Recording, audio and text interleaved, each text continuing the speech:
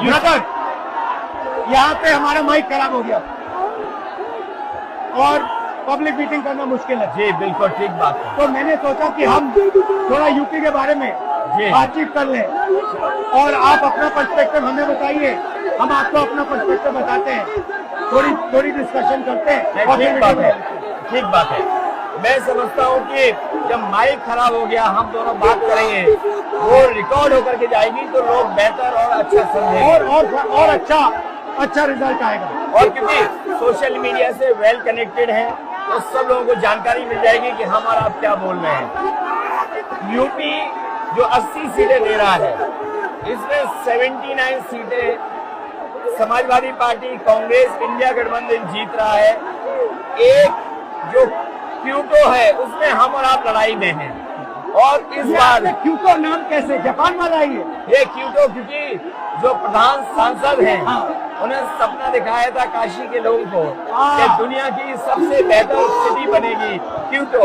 तो क्यूटो बनी नहीं बनी काशी के लोग ये तय करेंगे और फिर वोट डालेंगे। तो इस बार मन मर्जी नहीं चलनी है, मन की बात नहीं चलेगी, हमारे आपकी बात और 140 करोड़ लोगों की बात और संविधान की बात होगी। और आपने देखा, हम सब ने देखा कि यूपी को नरेंद्र मोदी जी ने बेरोजगारी का सेंटर बना दिया और इतनी बेरोजगारी की है। ये जितने बच्चे दिखाई दे रहे हैं ये वो लोग हैं, दिखाओ जो अग्निवीर या पेपर लीक, जिसकी वजह से इन्हें नौकरी नहीं मिली है और ये सब रोजगार नौकरी चाहते हैं। बीजेपी ने जो झूठे सपने दिखाए थे इन्वेस्टमेंट मीट के, जो झूठा सपना दिखाया था डिफेंस एक्सपो का, जो सपने बेचे थे G20 में, लेकिन इन नौजवानों को न नौकरी मिली न रोजगार मिला, आज ये खाली हाथ हैं। तो इसलिए हमें और आप मिलजुल के, जो आपने कहा, जो इंडिया गठबंधन कह रहा है कि 30 लाख बच्चों को नौकरी दी जाएगी, उस दिशा में हम लोग काम करेंगे। और पहली नौकरी पक्की स्कीम जिसके माध्यम से हर ग्रेजुएट को नौकरी का अधिकार, बेहतरीन ट्रेनिंग और बैंक अकाउंट में 1 लाख रुपए साल के। आपने नोट किया कि मोदी जी खटाखट बोलने शुरू कर दिए। ये आपके खटाखट के बाद वो रटारट खटाखट कर रहे हैं। बिल्कुल। अच्छा, आप एक बात बताइए, मुझे क्यूरियोसिटी है, थोड़ा आप अपने पापा के बारे में मुझे बताइए जी। मुलायम सिंह यादव जी के बारे में बताइए। आपने उनसे क्या सीखा?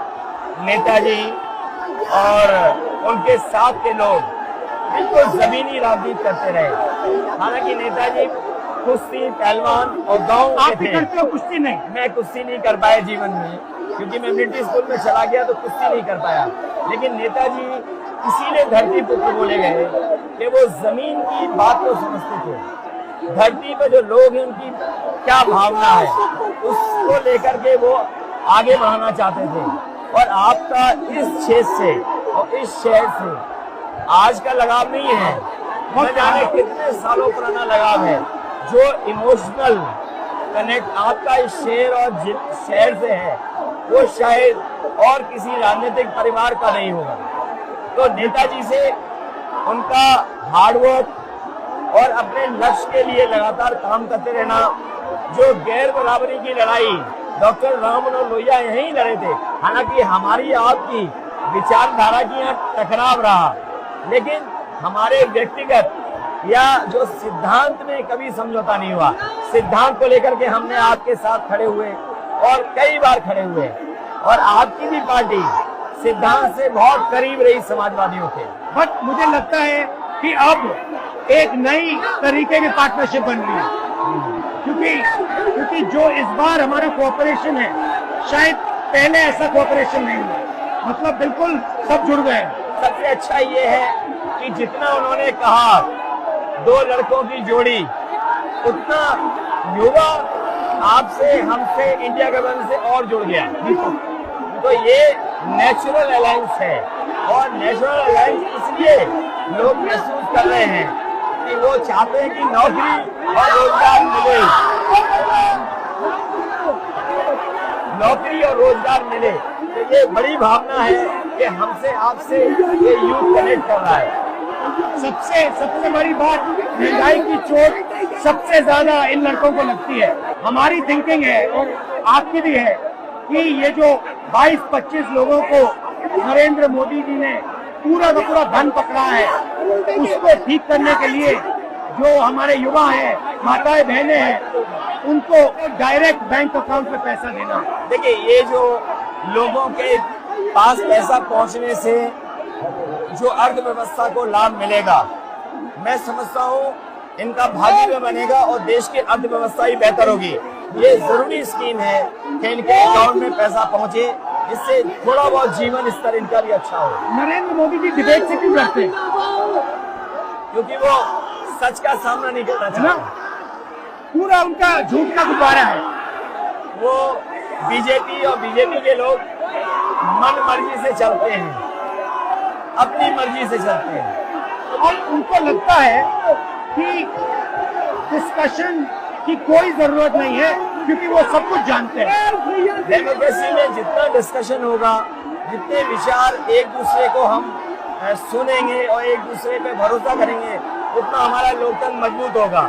ये बीजेपी के लोगों ने न केवल हमारी जान को खतरा पैदा किया है, बल्कि लोकतंत्र को भी और संविधान को भी खतरा पैदा कर रहे हैं। और इसका नतीजा दिख रहा है कि चाइना हमारी जमीन के अंदर आ गया, ये बेरोजगारी बढ़ती जा रही है, जो प्रोडक्शन होता है वो नहीं हो रहा है, और पूरा का पूरा एक्सटॉर्शन, ईडी, सीबीआई, ये लोग मतलब एक्सटॉर्ट कर रहे हैं। कई बार सुनने को मिल रहा है और सरकार स्वीकार नहीं कर रही है, लद्दाख की हमारी सीमाएं सुरक्षित हो गई, और अरुणाचल के आसपास या सीमा जो चीन से छू रही है वो बहुत असुरक्षित है। तो चीन से जहां हमारा सीमाओं का खतरा है, वहीं चीन से हमारे बाजार को भी खतरा है। तो कहीं न कहीं हम लोगों को अपनी मैन्युफैक्चरिंग इकोनॉमी को बढ़ावा देना